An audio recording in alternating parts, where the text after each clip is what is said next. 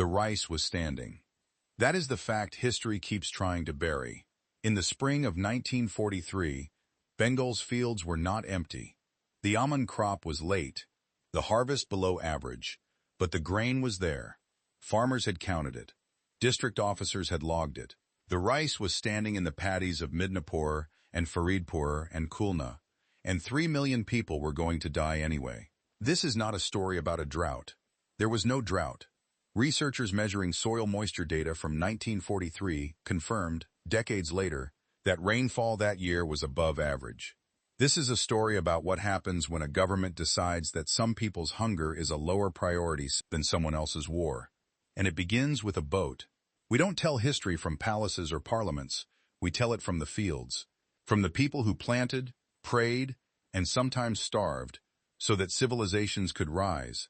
Stories that changed everything, yet never made it into the history books you were handed in school. If you'd like to be there when we tell them, a simple click on the subscribe button is all it takes. No pressure, just an open invitation to keep exploring the harvests that shaped our world. In 1942, with Japanese forces having taken Burma and moving toward the Bay of Bengal, the British colonial government issued what it called the denial policy. The logic was military: deny the enemy resources if they invaded. The reality was this: soldiers moved through the coastal districts of Bengal and seized 45,000 country boats, not warships, fishing boats, the narrow wooden craft that carried rice between villages, that fed the families of fishermen, that kept the grain markets of rural Bengal connected to one another. Governor John Herbert signed the order. Secretary of State Leo Amery relayed it from London. The chain of command ran all the way back to Winston Churchill's war cabinet. One junior revenue officer named Pratap Sengupta, 33, put his objection in writing. The fishing class, he wrote to his district superior, will be completely broken by this policy. These boats are not military assets. They are the only means by which food moves between surplus and deficit areas. His superior read the memo. Then he told Sengupta to carry out the order. Thousands of tons of rice were also requisitioned from coastal stores and either moved to military depots or, in some documented cases, destroyed outright, dumped into rivers to prevent the Japanese from using it. One journalist reported watching rice thrown into the water in East Bengal while people in the same district were going hungry. The boats were gone. The rice was gone. And in Calcutta, the price of grain began to climb. By early 1943, the rice price in Bengal had tripled. By mid-year, it had quadrupled. The reasons were layered. Burma's fall had already cut off Bengal's main source of rice imports. The war had drawn labor and transport away from agriculture, and now the boat denial had fractured distribution across the entire Delta region. But there was another force driving the price upward that the government chose not to stop: speculation. Large merchants and military contractors, knowing supply was constrained, bought and held grain in anticipation of higher prices. The hoarding was legal. The government had the power to requisition these private stocks and didn't use it, not for months, and not at the scale required. What this meant, in practice, was simple and devastating. A 4-pound measure of rice that cost 2 annas in 1942 cost more than 16 annas by August 1943. The average Bengali agricultural laborer earned 10 to 12 annas a day. The math required no economist to interpret. People began walking, from the villages, toward Calcutta, toward anywhere that might have food.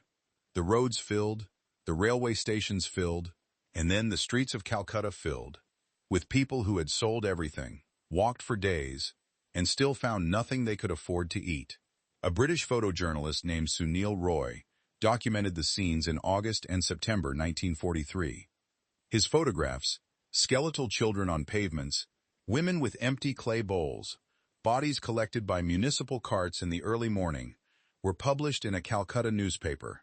The British censors in India tried to suppress wider distribution. Some images still reached London. Churchill, shown reports of the famine by his own Secretary of State, was recorded as asking why, if the food shortage was so severe, Mahatma Gandhi had not yet died.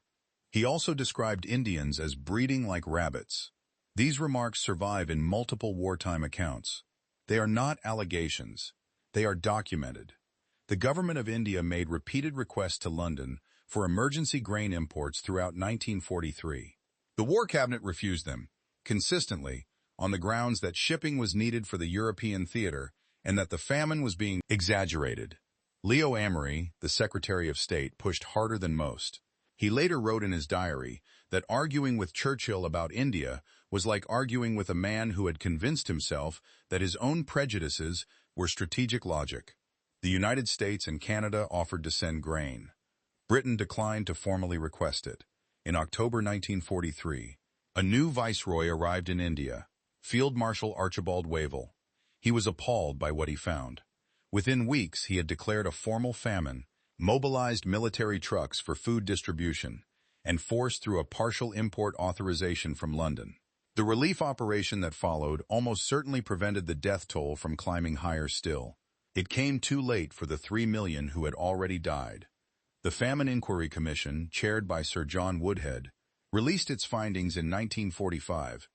Its conclusion was a monument of understatement, dressed in official language.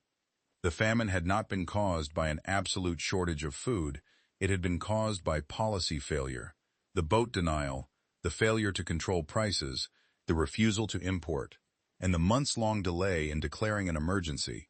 Bengal had food. The government had taken it, moved it, held it, and refused to replace it. And then, when people died by the million, it took 18 months for an official body to say so plainly. Pratap Sengupta testified before that commission in 1944. He brought the carbon copy of his original memo, the one his superior had told him to destroy. He had kept it folded inside his coat for 2 years. "I kept it," he told the commission clerk, "because I believed someone would eventually need to know the warning was given." Every civilization, the premise of this channel holds, was one bad harvest away from collapse. But Bengal in 1943 was not one bad harvest away from collapse. It was one policy decision away. The harvest was there. The food existed. What failed was not the soil. It was the system of men who controlled what the soil produced and decided, at each decision point, that Bengal could wait. That distinction matters more now than it did then, because the same logic, that food is a resource to be managed for strategic and economic advantage, rather than a basic requirement for human survival, has not disappeared from the world. It has only changed its language. 3 million people died in Bengal in 1943 and left almost nothing behind that history chose to preserve. No monuments. No official apology from the British government to this day. Their names are mostly unknown. What we have is the rice price data, the commission report, a journalist's photographs, a carbon copy of a memo, and the number. That number, 3 million, is not a statistic. It is 3 million individual people who woke up one morning in a place where the rice was still standing in the fields, and who did not survive to see the harvest come in. If this history is new to you, you are in the majority. The Bengal famine remains one of the least taught catastrophes of the 20th century, despite its scale, despite its documentation, despite the fact that the evidence of deliberate policy failure has been available for 80 years. That is why this channel exists. Not to simplify, not to assign all blame to one man and move on, but to sit with the full weight of what happened when grain became a weapon, and to make sure this record does not disappear again. If that work matters to you, subscribe to Harvests of Power. We are building something here that takes time and care, and we are not finished. The next harvest is already in progress. We want you to be there when it comes in.